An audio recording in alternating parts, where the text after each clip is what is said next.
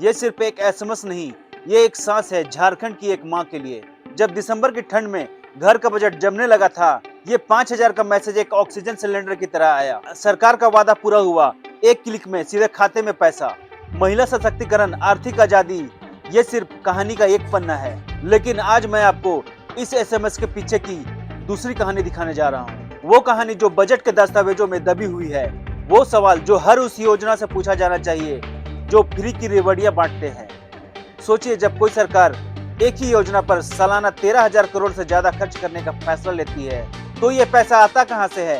क्या ये आसमान से टपकता है, या फिर ये पैसा आपके और मेरे टैक्स का वो हिस्सा है जो दूसरी जरूरी योजनाओं से काटकर यहाँ लगाया जा रहा है? क्या झारखंड की मैया सम्मान योजना, जिसने 56 लाख महिलाओं के चेहरे पर मुस्कान लौटाई, उसी राज्य के बच्चों, किसानों और बीमारों के भविष्य पर एक काली पट्टी लगा रही है? ये एक जांच है एक राज्य के बीते चुनाव की, और उस चुनाव के पीछे के राजनीतिक और सामाजिक दांवपेच की। चलिए शुरू करते हैं। मैया सम्मान योजना झारखंड की सियासत का वो गेम चेंजर है जिसके बारे में हर कोई बात कर रहा था। शुरुआत हुई अगस्त 2024 में। वादा था हर महिला को 1,000 हर महीना, लेकिन विधानसभा चुनाव के ठीक पहले ये वादा बढ़कर 2,500 महीना हो गया। ये कोई छोटा मोटा इजाफा नहीं था, ये 150% की बढ़ोतरी थी। और चुनाव जीतने के बाद सरकार ने इसे लागू भी कर दिया। 18 से 50 साल की वो सभी महिलाएं जिनकी सालाना फैमिली इनकम 2.5 लाख से कम है, हर महीने की 15 तारीख को सीधे खाते में 2,500 रुपया। राज्य की 52 लाख से ज्यादा महिलाएं, कुछ आंकड़ों में 56 लाख भी बताते हैं। सिर्फ 2025-26 के लिए ही राज्य सरकार ने इस योजना के लिए 13,363 करोड़ से ज्यादा का प्रावधान रखा। अब तक कुल 13,000 करोड़ से ज्यादा बांटा जा चुका है। दिसंबर 2025 में सरकार ने 5,000 रुपया सीधे महिलाओं के खातों में भेजे। 24 घंटे के अंदर ही 20 लाख से ज्यादा ट्रांजैक्शन। तकनीकी रूप से एक मास्टर स्ट्रोक है। सीधा लाभ डीपीटी के माध्यम से, बिचौलिए खत्म, पारदर्शिता और एक स्पष्ट राजनीतिक संदेश। हम वादा निभाते हैं। लेकिन दोस्तों, अर्थशास्त्र का एक बुनियादी नियम है, कोई भी चीज मुफ्त में नहीं आती, खासकर तब जब वो सरकारी खजाने की बात हो। झारखंड जैसा राज्य जिसकी अर्थव्यवस्था बहुत मजबूत नहीं है, एक साल में अचानक 13,000 करोड़ से 15,000 करोड़ की अतिरिक्त योजना कहां से लाता है? क्या राज्य की आमदनी इतनी बढ़ गई? जवाब है नहीं। ज्यादातर मामलों में सरकार एक ही पाई को अलग अलग जेबों में डालती है। एक जेब में पैसा डालने का मतलब है दूसरी जेब से निकालना। तो सबसे बड़ा सवाल ये उठता है, मैया सम्मान योजना के लिए जो भारी भरकम बजट आवंटित किया गया, उसकी भरपाई कहां से की गई? किन दूसरी योजनाओं के बजट में कटौती की गई ताकि 56 लाख महिलाओं को 2,500 महीना मिल सके? ये वो सवाल है जिसका जवाब आधिकारिक तौर पर बड़ी आसानी से नहीं मिलता। सरकार ये नहीं बताती कि देखो, हमने स्वास्थ्य बजट से 500 करोड़ काटकर इस योजना में लगाई। लेकिन हम जब बजट के आंकड़ों और विभागीय खर्चों को जोड़कर देखते हैं तो तस्वीर साफ होने लगती है। चलिए हम खुद ही जांच करते हैं। झारखंड के बजट और उसकी प्राथमिकताओं को देखिए। राज्य की सबसे बड़ी चुनौती क्या है? शिक्षा का संकट। झारखंड में स्कूल ड्रॉप आउट दर खासकर लड़कियों में चिंताजनक है। शिक्षकों की कमी, इंफ्रास्ट्रक्चर खराब है।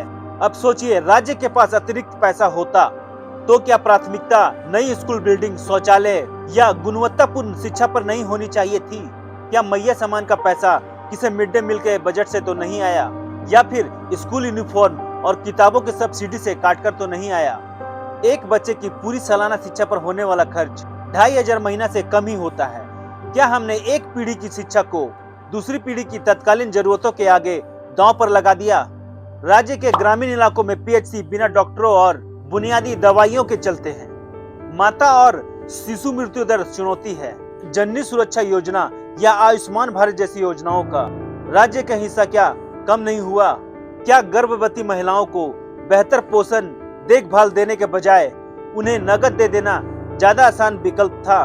क्या ये पैसा सामुदायिक स्वास्थ्य केंद्रों के निर्माण के फंड से शिफ्ट किया गया? झारखंड एक कृषि प्रधान राज्य है। सूखा और फसल बर्बादी आम बात है। किसान क्रेडिट कार्ड, सिंचाई योजनाएं या फसल बीमा पर सब्सिडी के लिए पैसा क्या पर्याप्त है? क्या एक किसान परिवार को लगातार सिंचाई की सुविधा देने के बजाय महीने के 2,500 दे देना सरकार के लिए एक क्विक फिक्स बन गया? क्या मनरेगा के बेच को बढ़ाने या अधिक रोजगार गारंटी देने के बजाय बिना काम के नकद देना ज्यादा आसान है? गाँव को सड़कों, पेयजल और बिजली की जबरदस्त कमी है।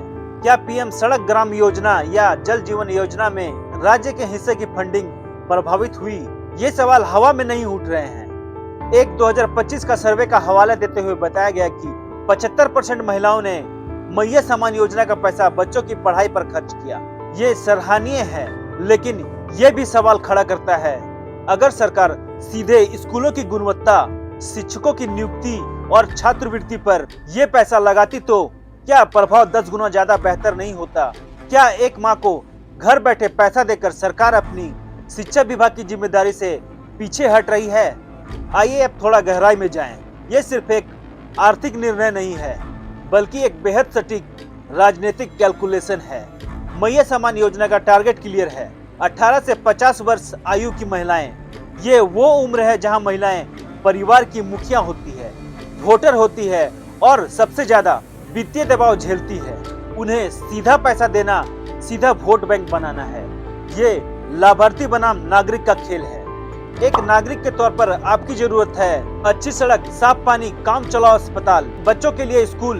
इन चीजों का क्रेडिट साझा होता है, इन्हें बनाने में सालों लगते हैं। एक लाभार्थी के तौर पर आपकी जरूरत है हर महीने की 15 तारीख को आपके फोन पर आने वाला एसएमएस।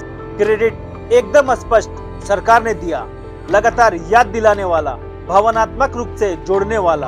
ये कनेक्शन इतना गहरा है कि चुनावी विशेषज्ञ मानते हैं कि 2024 के झारखंड विधानसभा चुनाव में हेमंत सोरेन की बम्पर जीत में इस योजना का बड़ा हाथ रहा। इसका प्रमाण यह है कि विपक्षी पार्टी बीजेपी को भी इसकी काट में एक समांतर योजना गोगो दीदी की घोषणा करनी पड़ी। यानी चुनाव अब योजनाओं की नहीं, बल्कि किसकी योजना ज्यादा आकर्षक है की होड़ में तब्दील हो गया। सवाल ये है कि क्या लोकतंत्र का मतलब सिर्फ हर 5 साल पर मुफ्त की रेवड़ियां बांटकर वोट हासिल करना है, या फिर टिकाऊ विकास के लिए कठोर निर्णय लेना भी है? क्या हम एक ऐसी पीढ़ी तैयार कर रहे हैं जो सरकार को एक महीने के तनख्वाह देने वाले के रूप में देखे, न कि बुनियादी सेवाएं मुहैया कराने वाले के रूप में? बजट में कटौती तो एक सीधा असर है, लेकिन इस तरह के विशाल नगद ट्रांसफर योजनाओं के कुछ और गहरे अप्रत्यक्ष नतीजे होते हैं। जब एक ही समय पर लाखों परिवारों के पास अतिरिक्त 2500 आता है तो इससे मांग अचानक बढ़ती है, लेकिन आपूर्ति उतनी तेजी से नहीं बढ़ पाती।